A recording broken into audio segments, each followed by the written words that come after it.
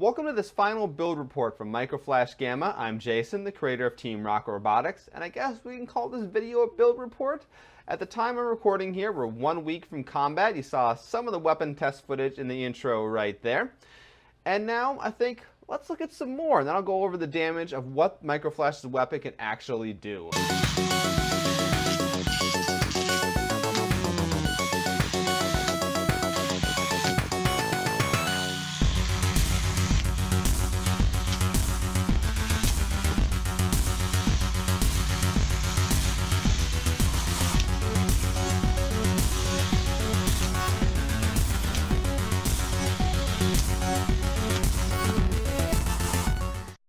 Some of those weapon tests you just saw, I was using this thing right here. This is, of course, the old frame for the previous version of Microflash.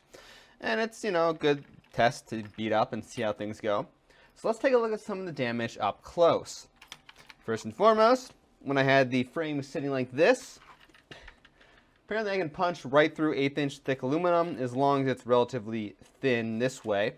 Otherwise, any hits to aluminum is, well, still kind of nasty. I mean, I can bend it pretty easily, which is a good thing.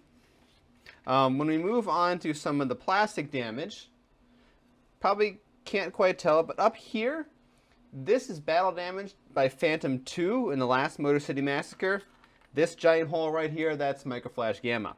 So as long as the tooth gets a good hit on something, it can just puncture through this thin plastic material. Right here, I ripped off one of these like angle brackets like this, so that's pretty good. Same thing in the back, I busted open the angle brackets, that's why it's open. There's another hole from Microflash Gamma, so if I get a good hit I can punch right through 1/8-inch thick UHMW. Otherwise I kind of mangle aluminum decently well. There's another hit where I set it up right like this and came in, so that's definitely not how it should be looking. So yeah, so I can definitely do some damage to things if I get a good solid hit on it. So Microflash Gamma is confirmed working. I like how everything is looking. I'm underweight, which is a good step. So the last thing I need to do to get this guy battle ready is to paint him up. I want to get a nice coat of paint and go back to the old candy cane white and red that Mini-Flash had back in the day. I also need to go ahead and remove all of the templates. So, as you through the build process, you saw me use paper templates glued down to things to cut the things out and drill holes and whatnot. So I need to remove all that remnants too of this process. So I'm going to go ahead and take this guy apart, get all electronics out, so then reassemble the frames where I can paint it. But there's also another important step here, is I need to figure out the optimal way to take this guy apart to get at various pieces. So I got a notebook over here, kind of you can see on the edge of the camera. I'm going to be recording how I approach disassembling this robot so that I know, okay, if I have to replace this piece here, say the front weapon structure, I know how to do it in a fairly efficient and effective manner. Let's get started with that.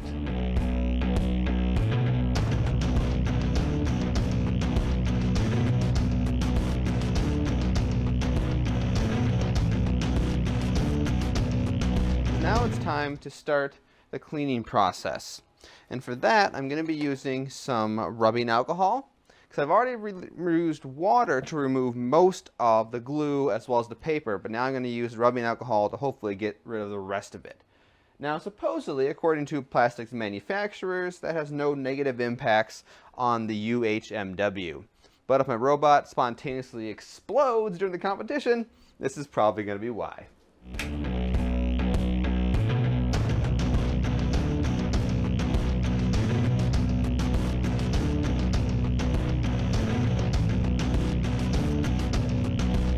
Cleaning is done, all the goop and the templates have been removed. Now I gotta follow the reverse process, reassemble the robot minus the electronics and mechanical stuff, and then the frame is ready to be painted.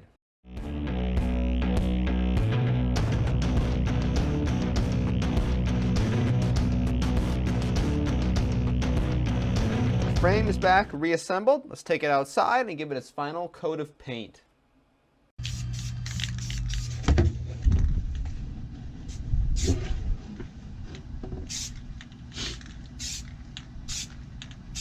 So the frame's back out. Now it's time to take this thing back apart and install all the components back in the robot. And as I do this, I need to go and make sure I'm tightening down all the bolts in the frame and super gluing them in place so the bolts don't just come loose during combat.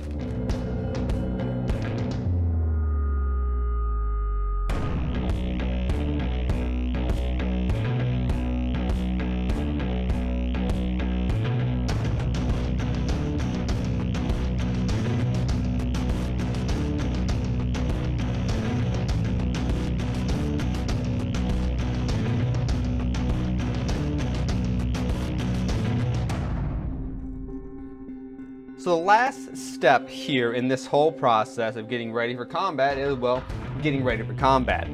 I'm actually sorting out all my tools, all my spare parts. I'm going through my box I took with me to the last robotic combat event, getting rid of all the stuff I don't need and putting in all the stuff that I need. And by spreading it out on the table like this, I kind of do a little bit of a mental checklist to make sure that everything I need is here and ready to go, so that when I go to the event, I don't show up and realize that I'm missing something.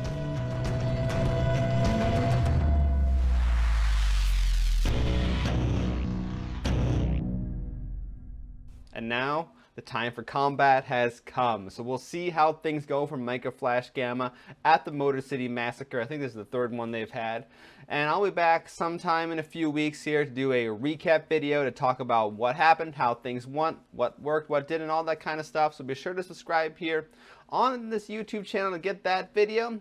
And then no matter what happens at the event, I will be definitely going back and working on Micro Flash some more this summer. I'll be doing probably not a complete rebuild, but I got some ideas in my head as to what I want to try to do. But more about that in the after report video coming up in a few weeks. So thank you guys all for watching this build log series from Micro Flash Gamma. Once again, I'm Jason, the creator of Team Rocket Robotics, and have a great week.